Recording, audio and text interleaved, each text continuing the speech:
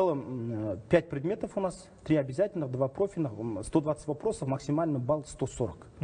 И пороговый балл, утвержденный министерством, из 140, чтобы ученик хотя бы, чтобы в высшем учебном заведении обучаться на платной основе, должен набрать 50 баллов. Но медицинские направления должно быть как минимум 70 баллов.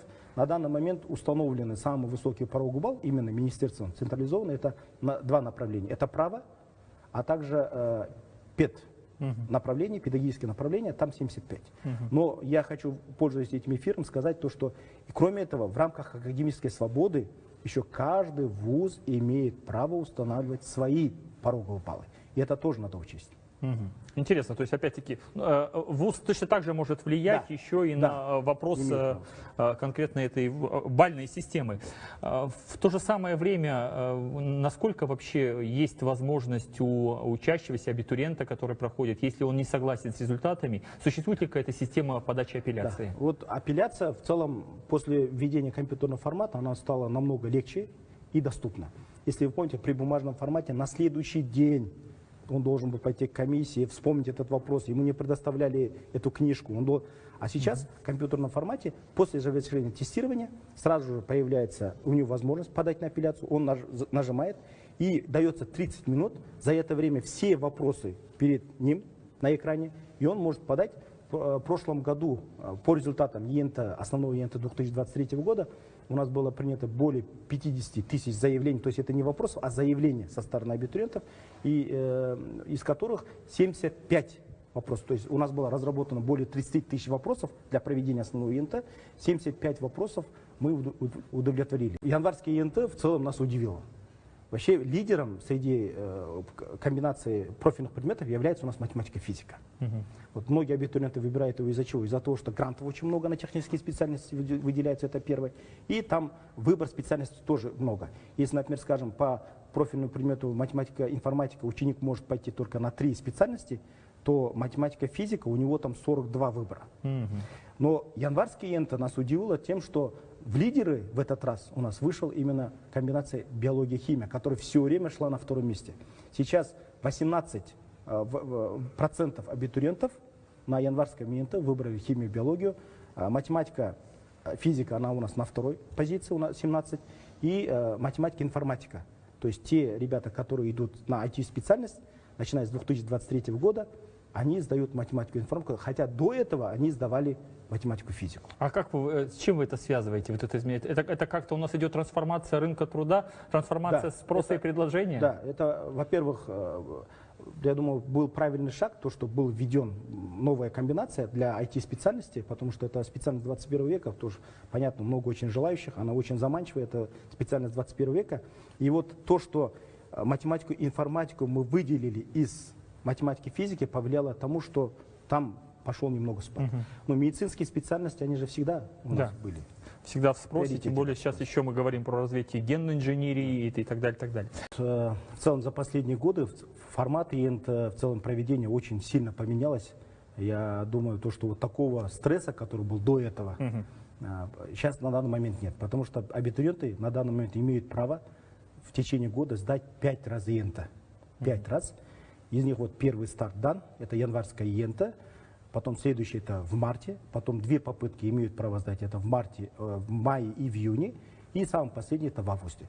Из вот этих 5 ЕНТ, 3 это вот, которые сдают в январе, в марте и августе, это на платной основе, и сертификаты в этой ЕНТ действительно только, чтобы в высшем учебном заведении обучаться на платной основе.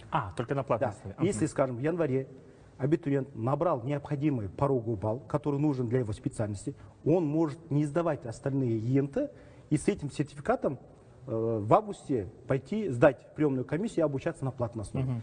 А самое основное ЕНТ, это год, в который проходит у нас в мае, в июне. Это уже на гранты, да? Это уже на грант, она проходит бесплатно для выпускников текущего года, полностью 2 попытки бесплатно. Да, и сертификаты этого ЕНТ, они действительно на конкурс грантов. Ну, языком наших учеников говоря, они вот это вот летний ЕНТ, который проходит в мае и в июне, они называют его настоящий ЕНТ, потому что, да, там ставки очень высокие на грант. Вот сейчас, буквально вчера, 15 января у нас началось январское ЕНТ, и она будет длиться у нас по 10 февраля. В общей сложности зарегистрировалось 136 тысяч абитуриентов. Это, можно сказать, почти рекорд по сравнению с прошлым годом. В прошлом году у нас было 123 тысячи. Это было в начале. У нас регистрация началась 29 декабря. Конечно, поток был очень большой, потому что в прошлом году 123 тысячи было абитуриентов. В этом году на 13 тысяч стало больше. В связи с этим была нехватка мест, но министерство в целом отработало, я думаю, уже на должном уровне.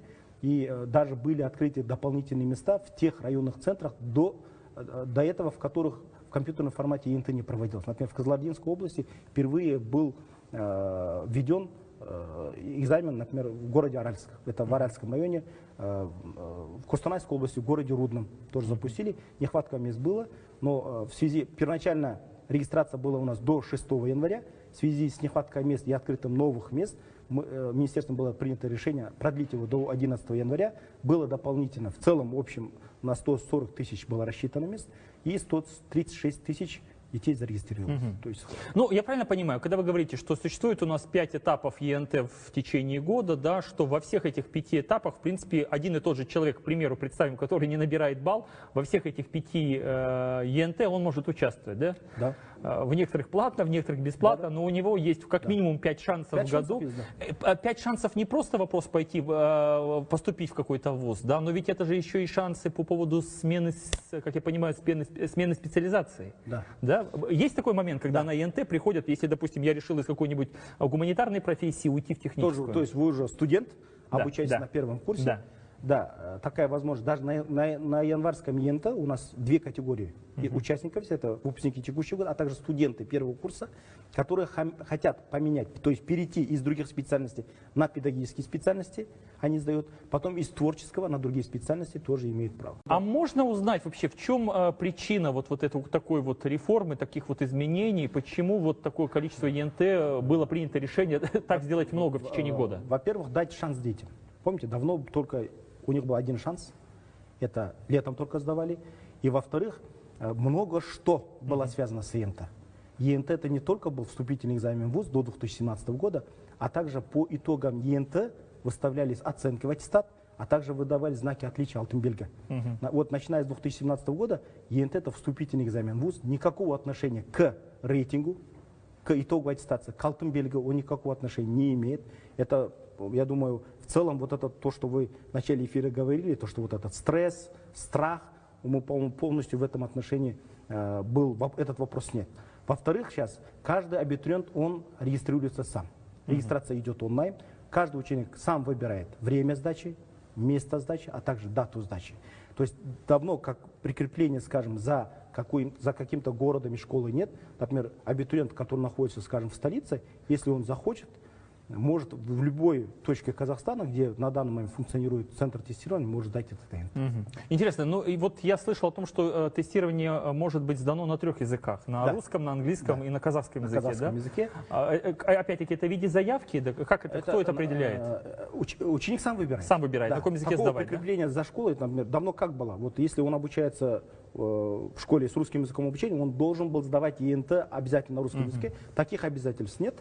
Он сам выбирает, например, на январском ЕНТ 76% абитуриентов выбрали сдачу ЕНТ на государственном языке, на казахском, 24% у нас получается на русском языке, и 212 абитуриентов изъявили желание сдать ЕНТ на английском языке. В целом сейчас результаты, сертификат получает ученик сам. Это его персональные данные. Мы с этими результатами, конкретно поименно, мы с управлением образования не делимся.